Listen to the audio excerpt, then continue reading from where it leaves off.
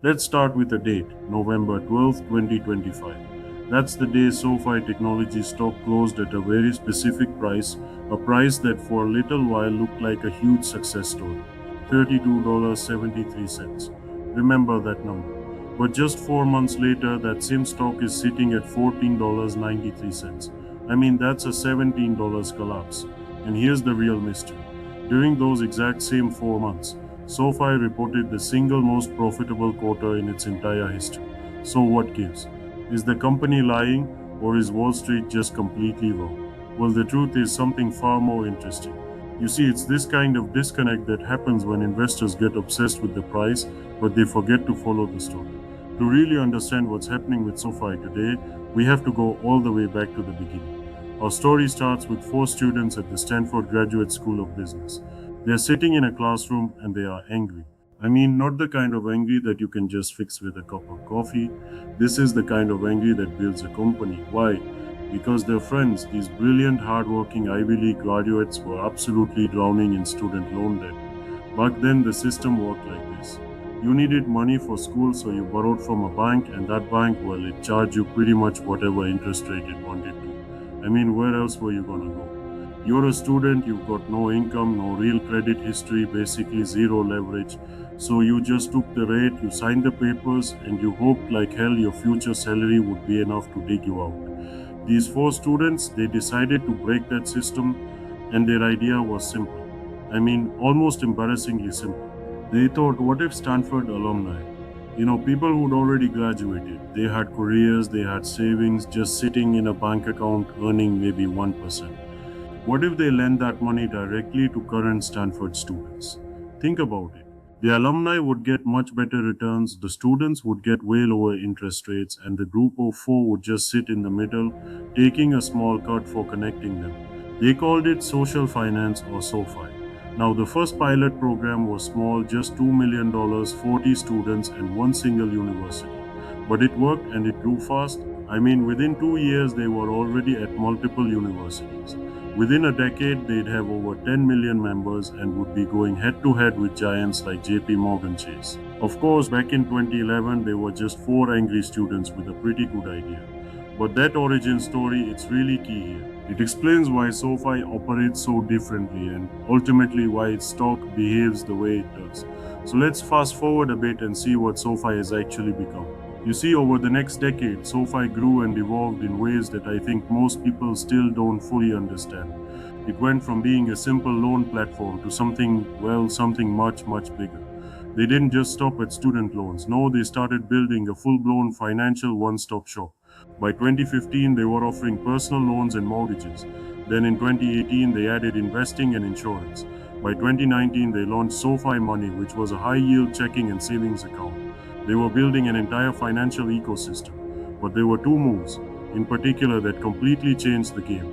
So in 2020, SoFi made a $1.20 billion purchase that most people just completely ignored, a company called Galileo.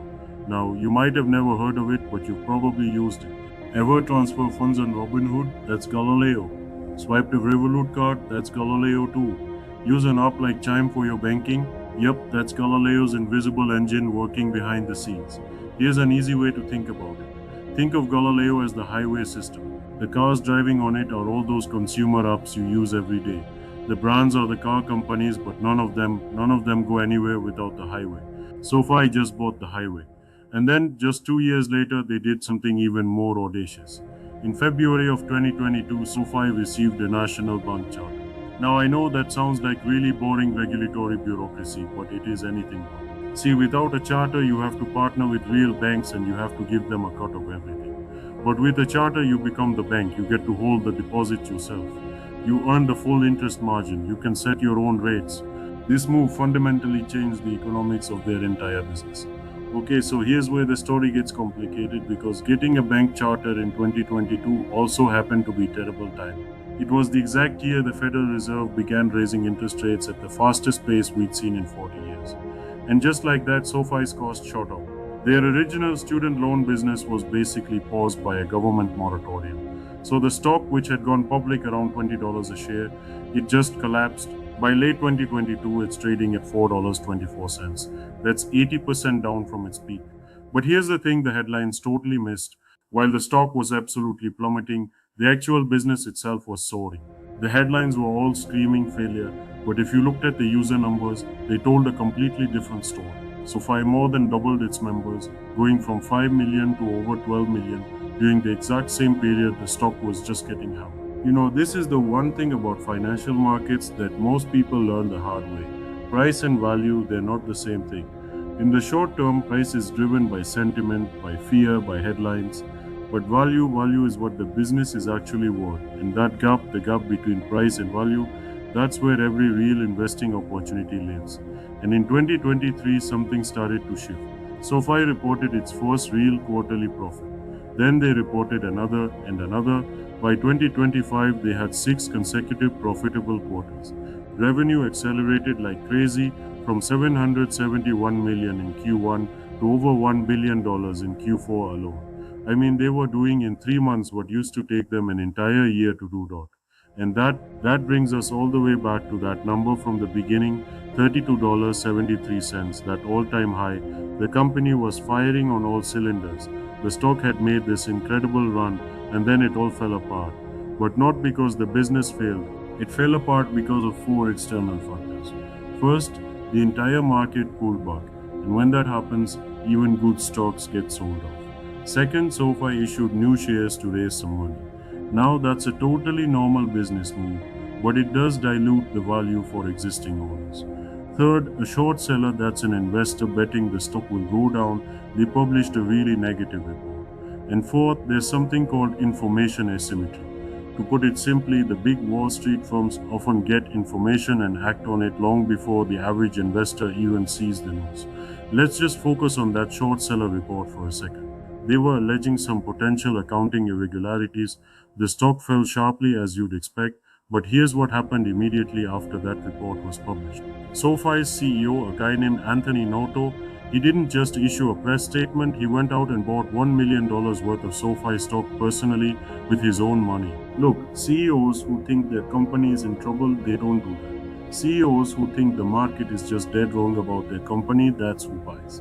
So by mid-April of 2026, the free fall had finally stopped, and quietly you started to see the big players, the institutional investors, they started buying back in. And this brings us to right now, to the present moment and what could happen next. So let's just quickly recap the bull case here. The business itself is strong, billions in deposits, millions of members, consistent profits, and that really rare bank charter. You've got the CEO literally betting his own money on its success. But there's still a lot of market uncertainty, and there is one upcoming event that could decide everything.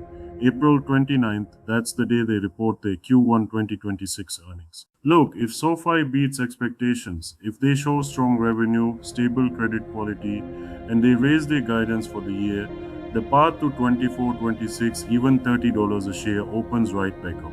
But if they disappoint, well then 14.93 was not the bottom. At this point, the question isn't really whether SoFi is a good company. I think the evidence speaks for itself on that. The real question is whether it's a good investment at this price, at this particular moment. And that's something only you can answer.